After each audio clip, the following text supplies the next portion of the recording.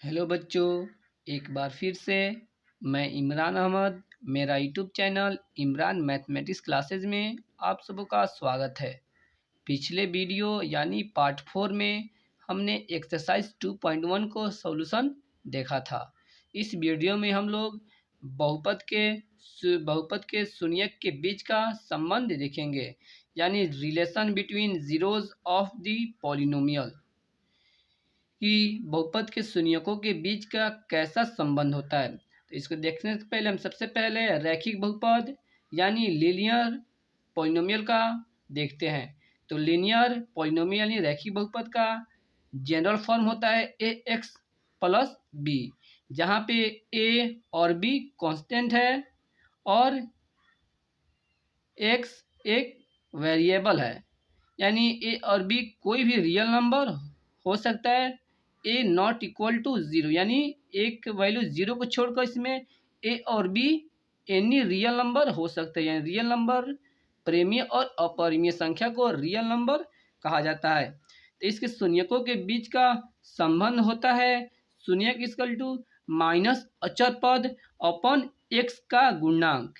यानी अचर पद वैसे पद को कहा जाता है जिसमें कोई भी वेरिएबल नहीं हो, उसे अचर पद कहा जाता है। जैसे इस जनरल फॉर्म में अचर पद, इसमें कोई भी वेरिएबल नहीं, गुना में कोई भी वेरिएबल नहीं है, इसलिए इसमें अचर पद भी है। और चर पद यानी इसमें एक एक्स चर है, इसलिए इस चर पद ये है। तो शून्यक का फॉर्मूला होता है माइनस अचर पद अपॉन एक्स का गुणांक। यानी गुणांक क्या होता है, यानी एक्स के गुना में जो होगा वही उसका गुणांक होगा। जैसे एक्स के गुना में ए है, इसलिए इसको एक्स का गुणांक कहा जाएगा ए को। तो हम लिख सकते हैं माइनस अचर पद यानी बिना वेरिएबल वाले पद को कहा जाता है अचर पद, यानी बिना वेरिएबल वाला पद। यहाँ पर बी है तो इसलिए हम बी लिख देंगे, और अपॉन में तो अपॉन यहाँ पे हो गया, और एक्स का गुणांक यानी एक्स के गुना में जो होगा वही, यानी एक्स के गुना में ए है, इसलिए अपॉन ए, यानी शून्य की इक्वल टू होता है माइनस बी अपॉन ए। जैसे एक हम एग्जाम्पल के तौर पर देखते हैं, रैखिक बहुपद का एक एग्जाम्पल हम देखते हैं, यानी 2x प्लस 3। इसका शून्य क्या होगा, इसमें a इक्वल टू 2 है और b इक्वल टू 3। तो शून्य का फॉर्मूला होता है शून्य equal to minus B upon A, यानी माइनस अचर पद अपॉन एक्स का गुणांक। तो अचर पद यानी माइनस फॉर्मूले का माइनस, और बी का वैल्यू 3 है, और अपॉन में ए का वैल्यू 2 है, इसलिए इसका शून्यक माइनस 3 अपॉन 2 हो जाएगा। यानी शून्यक होता है इसमें एक्स के, जब एक्स के स्थान पर -3/2 रखेंगे तो यह पूरा बहुपद शून्य के बराबर हो जाएगा। इसी तरह एक और तरीका से हम पिछले वीडियो में बताए थे कि बहुपद का शून्यक कैसे ज्ञात किया जाता है, उस तरह से भी हम इस बहुपद का शून्यक ज्ञात कर कर देखते हैं कि दोनों बहुपद का शून्यक सेम आ रहा है कि नहीं आ रहा है। जैसे एक और तरीका होता है, इस बहुपद को 0 के बराबर कर देंगे तो इसका शून्यक निकल जाएगा, यानी 2x प्लस 3 इक्वल टू 0। यानी इक्वल के उस पर किसी संख्या को लेकर जाया जाता है तो उसका साइन चेंज हो जाता है। यानी जैसे 2x इक्वल टू प्लस 3 को इक्वल के उस पर ले जाएंगे तो ये इसका साइन चेंज हो जाएगा, यानी -3।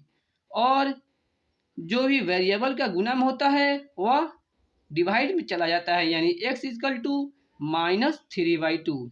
इस तरह से भी हम निकाल चुके हैं कि इसका शून्यक -3/2 होता है। इसी तरह फॉर्मूले के हिसाब से भी हम -3/2 निकाल चुके हैं। इसलिए रैखिक बहुपद का एक फॉर्मूला हम याद रख लेंगे, शून्य equal to -b upon A, यानी माइनस अचर पद अपॉन एक्स का गुणांक। रैखिक बहुपद का डिग्री 1 होता है, यानी इसका डिग्री 1 होता है, इसलिए इसका शून्यकों की संख्या भी 1 ही, शून्यकों की संख्या इक्वल टू 1, यानी जितना डिग्री होता है उतना शून्य की संख्या भी उतना ही होता है।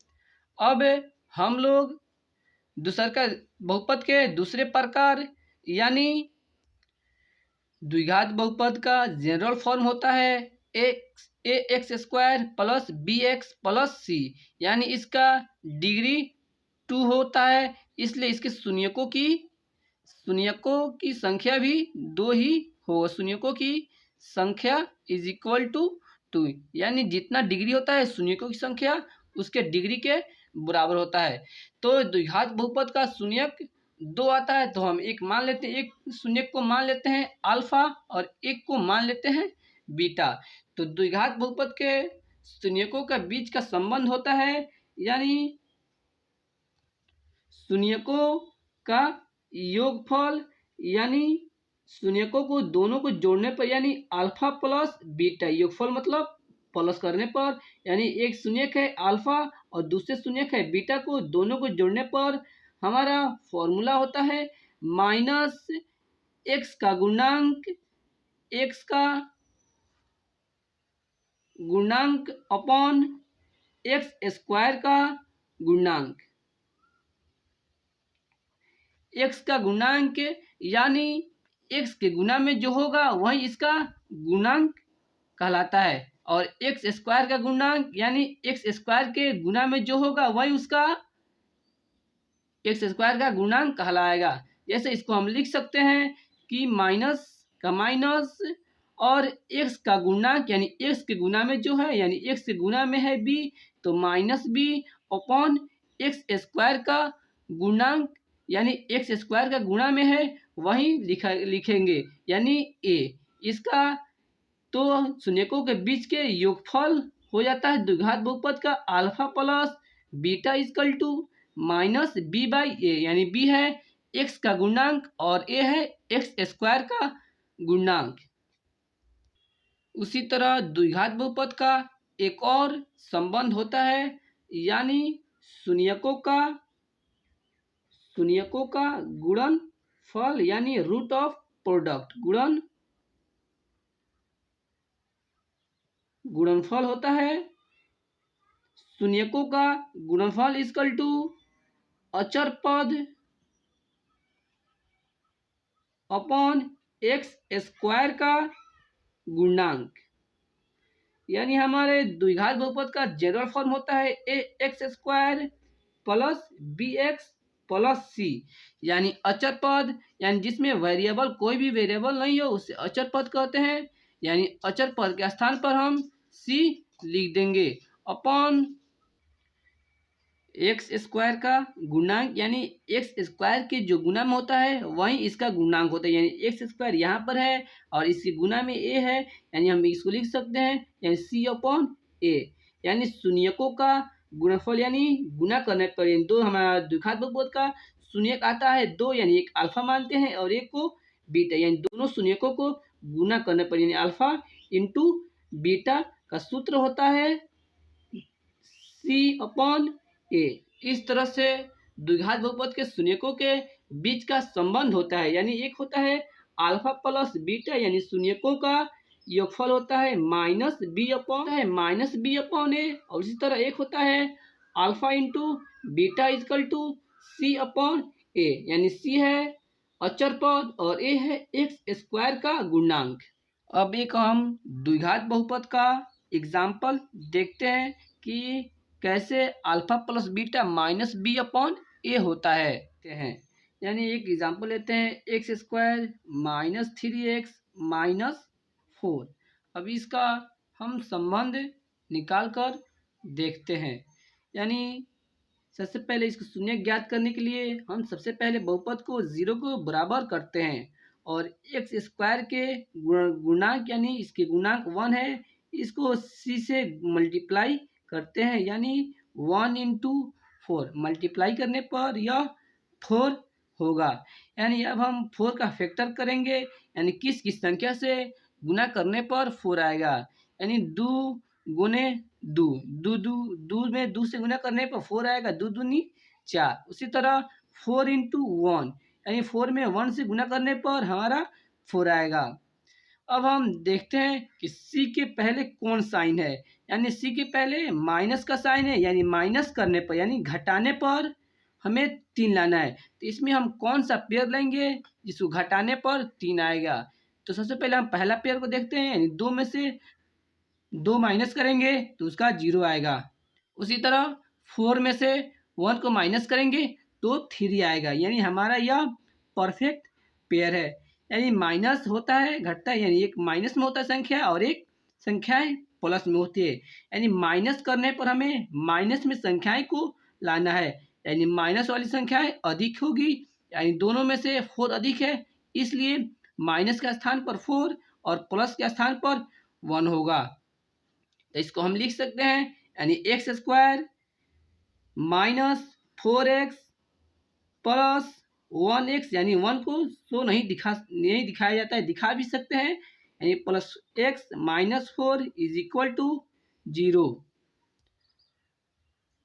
अब दो दो का पेयर लेकर हम इसमें से कॉमन निकालेंगे। सबसे पहले हम ये 2 पेयर लेते हैं, यानी इसमें एक x है, इसमें एक x है, यानी x एक कॉमन हो जाएगा तो इसमें बचेगा x माइनस, यहाँ से x कॉमन हो गया तो यहाँ पे 4 बचेगा, और यहाँ पे प्लस है तो यहाँ पे प्लस लेंगे, और इसमें x है बट इसमें x नहीं है तो x कॉमन नहीं होगा, लेकिन x के पहले गुना में 1 छिपा हुआ होता है, यानी एक कॉमन ले लेंगे तो यहाँ पर x होगा, यानी इसमें से 1 निकल जाएगा, यानी -4 इज इक्वल टू 0। और फिर ये 2 पद हमारा हो गया, x इंटू एक्स माइनस 4 पहला पद, अब प्लस 1 इंटू एक्स माइनस 4 ये दूसरा पद हुआ। फिर इन दोनों में से हम x माइनस 4 कॉमन लेते हैं, यानी x माइनस 4 लेने पर इसमें से x माइनस 4 निकल गया, यहाँ पर x एक बच गया, और प्लस है, और इसमें से x माइनस 4 लेने पर हमें यहाँ पर 1 बच गया। तो x minus 4 into X plus 1 is equal to 0। शून्य निकालने के लिए हम दोनों गुणनखंड को अगेन बाई अगेन 0 के बराबर करते हैं, यानी x माइनस 4 इजकल टू 0 और x प्लस 1 इज इक्वल टू 0, या x इजकल टू इक्वल के उस पर कोई भी संख्या ले जाया जाता है तो उसका साइन चेंज हो जाता है, यानी 4 माइनस में इक्वल के उस पर जाएगा, यानी यह प्लस में हो जाएगा तो प्लस नहीं दिखाया जाता है, या दिखा भी सकते हैं। या इस तरह से हम x इक्वल टू 1 को इक्वल के उस पर ले जाएंगे तो यह माइनस में हो जाएगा, यानी -1। यानी हमारा एक शून्यक, एक ये आया और एक ये आया, तो इसको हम एक को अल्फा मान लेते हैं, यानी अल्फा इक्वल टू 4, और एक को बीटा मान लेते हैं, यानी बीटा इक्वल टू -1। तो हम देखे हैं कि इसके शून्यकों का बीच का संबंध होता है, यानी alpha plus beta is equal to minus B upon A होता है। तो हम देखते हैं सच में ऐसा होता है, यानी अब दोनों संख्याओं को जोड़ेंगे, यानी अल्फा प्लस, हम दोनों शून्यकों को जोड़ेंगे, यानी अल्फा प्लस बीटा, यानी दोनों को हम लोग जोड़कर देखते हैं, यानी अल्फा का वैल्यू 4 है, प्लस का प्लस, अब बीटा का वैल्यू -1 है, 4 plus -1 equal to 4 plus minus -1, यानी हमारा आया वैल्यू 3। तो इसको हम लिख सकते हैं माइनस इंटू -3, यानी माइनस माइनस प्लस, यानी फिर +3 हो जाएगा, और इसको हम एक लिख सकते हैं इस संबंध को प्रूफ करने के लिए। यानी हमारा यहाँ पे a का वैल्यू है 1 और b का वैल्यू है यहाँ पर -3 और c का वैल्यू है -4, यानी हम यहाँ पर लिख सकते हैं, यानी माइनस का -3 की जगह पर यहाँ पर निकाल चुके हैं, -3 का मान हम -b लिख सकते हैं, यानी -b अपॉन a, यानी a का वैल्यू है 1, यानी 1 का वैल्यू है a, यानी 1 की जगह पर a लिख सकते हैं। इस तरह से हमारा alpha plus beta equal to -b/a proof, इस तरह से हमारा alpha plus beta equal to -b/a proof हो जाता है। अब दूसरे संबंध को देखते हैं, यानी शून्यकों का गुणनफल।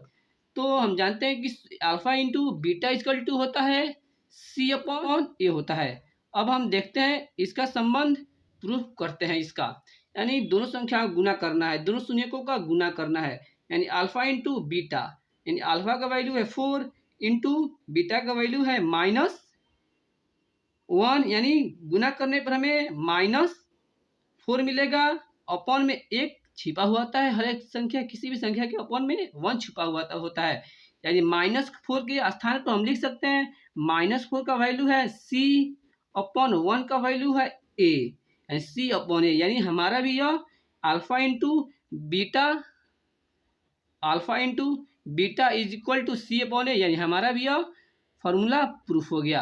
यानी दोनों फार्मूला को देख लीजिए, यह दोनों फार्मूला कैसे आता है। अब हम त्रिघात बहुपद को देखते हैं। त्रिघात बहुपद यानी इसको इंग्लिश में कहते हैं क्यूबिक पॉलिनोमियल, यानी इसका जनरल फॉर्म होता है A X cube plus B X square plus C X plus D, यानी इसका डिग्री ऑफ पॉलिनोमियल बहुपद का घात 3 होता है। क्यूबिक यानी त्रिघात बहुपद का डिग्री 3 होता है, तो इसलिए शून्यकों की संख्या भी इसका 3 ही होगा, क्योंकि किसी बहुपद के शून्यकों की संख्या उसके डिग्री के बराबर होता है, यानी इसमें इसका डिग्री 3 होता है, इसलिए इसका शून्य भी 3 ही होगा। तो इसमें 3 शून्य आएगा, तो हम एक को अल्फा मान लेते हैं, एक को बीटा मानते हैं और एक को गामा मानते हैं। तब अब हम इसका बीच का संबंध देखते हैं, यानी शून्यकों का योगफल। शून्यकों का योगफल यानी हम कह सकते हैं sum of root is equal to होता है माइनस बी अपॉन ए, यानी माइनस का माइनस बी, यानी बी को हम लिख सकते हैं एक्स स्क्वायर का गुणांक, यानी बी होता है एक्स स्क्वायर के गुणांक का है बी, इसलिए यहाँ बी अपॉन ए को लिख सकते हैं एक्स क्यूब का गुणांक।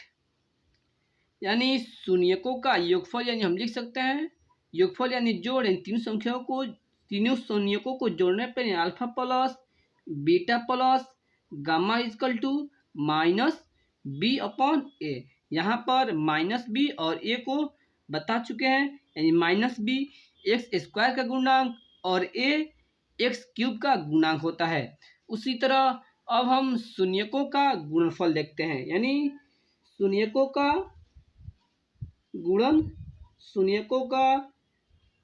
गुणनफल यानी प्रोडक्ट ऑफ रूट। अब इसमें हम 2 पेयर का देखते हैं, यानी एक बार 2 शून्यकों को लेकर यानी 2 पेयर, तो इसका होता है सी अपॉन ए, यानी हम सी को कहते हैं एक्स का गुणांक अपॉन ए को कहते हैं एक्स क्यूब का गुणांक। एंड दो को पेयर लेकर हमें गुणनफल गुना करना है, यानी एक अल्फा और एक बीटा के लेकर गुना करना है, फिर योग करना है बीटा इंटू गामा, फिर alpha into gamma equal to होता है सी अपॉन ए। इसी तरह अब हम एक और शून्यकों का गुणनफल देखते हैं। शून्यकों का गुणनफल यानी 3 पेयर यानी 3 पेयर को लेकर, तो इसका होता है माइनस डी अपॉन ए, यानी alpha into beta into gamma, इन तीनों को एक साथ गुना करना है, होता है minus D upon A equal to, यानी माइनस का माइनस डी है अचर पद अपॉन ए है एक्स क्यूब का गुणांक होता है, यानी एक्स क्यूब के जो गुणन होगा वही इसका गुणांक होगा। तो आज के लेक्चर में बस इतने ही, नेक्स्ट वीडियो में मिलते हैं। Thank for watching.